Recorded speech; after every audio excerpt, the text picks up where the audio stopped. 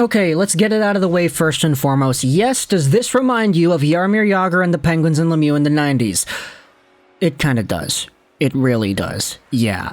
Back in that time frame, a really good hockey player by the name of Jaromir Yager was interested in only really playing for the Pittsburgh Penguins, and back in this time frame, there was a lot of confusion as to who would actually draft this guy. Part of the reason was because there was military service to be served. Jaromir Yager told some teams that he wanted to serve it. He told the Penguins he did not.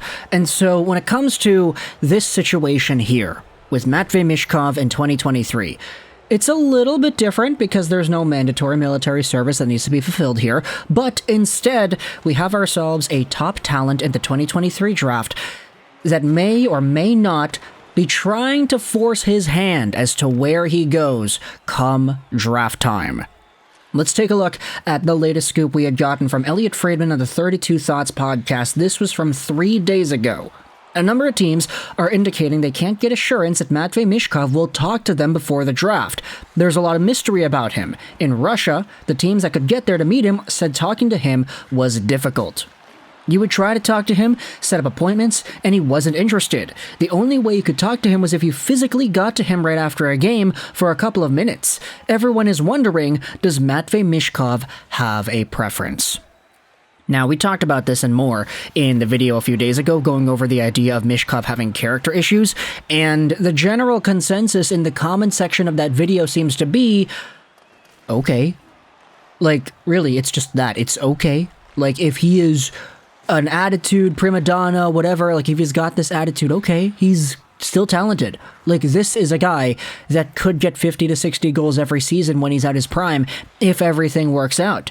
You're gonna tell me that just because he's got an attitude, you're not gonna draft this guy? Like, there seems to be a lot of okay going around here. But we did highlight this very specific idea that says maybe Matvei Michkov just wants to go to a specific team. And when it comes to the teams that everybody is speculating about, there are two that come to my mind right away, and they're very much high up there in the 2023 draft. The Washington Capitals at 8th overall, and I'm going to go out there and say Vancouver.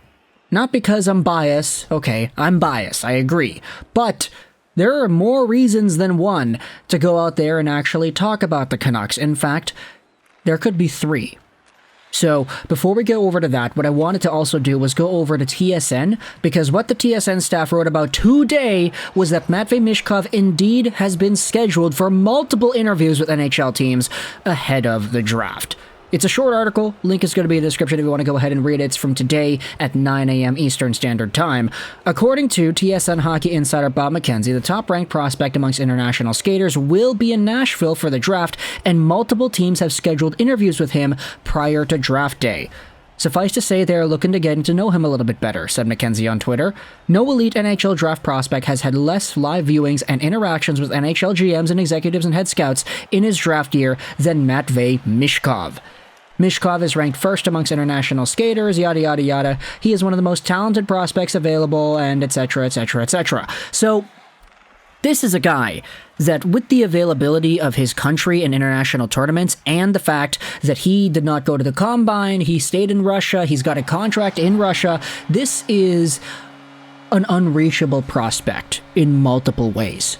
And so, when it comes to the level of that unreachability, there's been a lot of speculation, like what Friedman noted the other day on the podcast, as to whether or not Michkov himself wants to go to a particular team, and he's using these evasion tactics to make it easier for him to get his goal. Okay, he doesn't want to go to teams 1, 2, 3, 4, and 5, so he's not going to interview with teams 1, 2, 3, 4, and 5. He wants to go to team number 8 in Washington, for example. And why is that the case? Well, the very obvious reason would be because Ovechkin is there. And Alex Ovechkin is the top Russian player, should I say ever? Yeah, let's say ever. That's an easy conclusion to make there. He's the top Russian player ever, and Washington has had its success with Russian players in the past. Kuznetsov, he might be on his way up, but unfortunately he's still there. You've got Orlov, you've got Samsonov, you've got Ovechkin, you got Fedorov in the past. This team knows how to treat its Russian players, and especially the ones that are going to become stars. And so, for Matvei Michkov, if this was the case, if you were to say, yeah, Michkov wants to play for Washington, then maybe it would be a pretty good smokescreen for him to go out there and not interview with any of the teams 1 to 7 and hope that his reputation of being somewhat of an a-hole shines through, in a way. You want more conversation on that, then hey, the previous video goes over Michkov and his reported character issues as reported by Sheng Peng on San Jose Hockey Now. But what I also wanted to go out there and talk about was the other team that might, for some very small possibility, actually be a target here as well.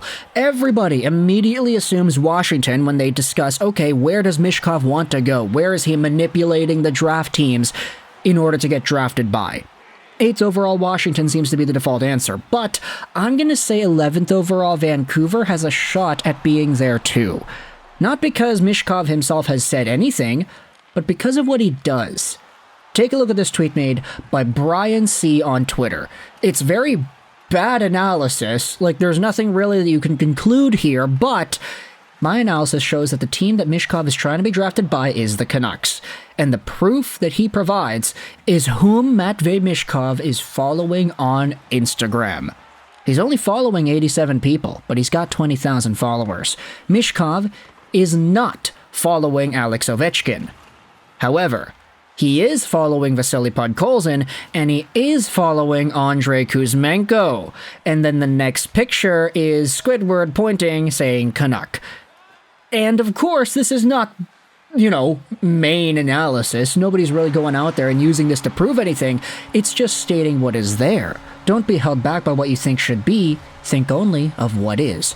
I heard that quote from the Little Mermaid movie last night, and that is exactly what this Twitter user is doing here. Matvei Michkov is not following Ovechkin, but he is following 2 Canucks players. Now, sure, is he following these 2 guys because they're former SKA St. Petersburg players, therefore they literally have connections with each other? Probably. But it is funny that they're both Canucks now, and that Michkov has remained in contact with these 2. I'm not going to go out there and say this is definite, but it is there. And when it comes to the idea that some scouts say Michkov might not even be taken in the top 10, guess what, baby? The Vancouver Canucks are right there at 11. If they wanted to take him and he was there, they could. They already have Mikheyev, they've got Podkolzin, they've got Kuzmenko, they had Kravtsov, but that didn't really work out. They've got Russian players too. It wasn't always like that. The Canucks were always sort of allergic to Russian players over the years until Podkolzin decided to come over, but this is an interesting thing to bring up, especially when you consider the difficulties that other NHL teams have had when it comes to getting this guy on hold. So, overall, I mean, look, his agent is Sergei Fedorov. I don't know if anybody really knows that. If you just Google it, Matvei Michkov's agent is Fedorov, and Fedorov was a former Capital, alongside of being a former Blue Jacket and a former Red Wing and all that. But either way, there is some representation here that says that Matvei Michkov may or may not be in a position to try to influence where he wants to go himself. Now my problem is, why the heck couldn't Connor Bedard do this too? I know the answer to that, I'm making a rhetorical question. But if Connor Bedard did this too, man, oh, that would be amazing. Imagine if Bedard dropped to 11. Obviously that's not going to happen, but either way, let me know your thoughts in the comment section below. What are your opinions about Matvei Michkov doing this? Matvei Michkov and the speculation that he wants to go to a specific team, and therefore is maybe intentionally tanking his draft stock because of it, via the lack of interviews and some assumed personality issues. When it comes to just pure caliber of talent and play, I don't think anybody can disagree he's one of the top players in this draft, if not second overall. But everything else around him, that's difficult to overcome. And so, I want you to let me know your thoughts in the comment section below. What are your opinions about all of this? How do you think this is going to affect Michkov's draft ranking? And who do you think he should want to be drafted by instead? Ovechkin and the Caps or Kuzmenko and the Canucks? Let me know your thoughts in the comment section below. I hope you enjoyed this video. And bye.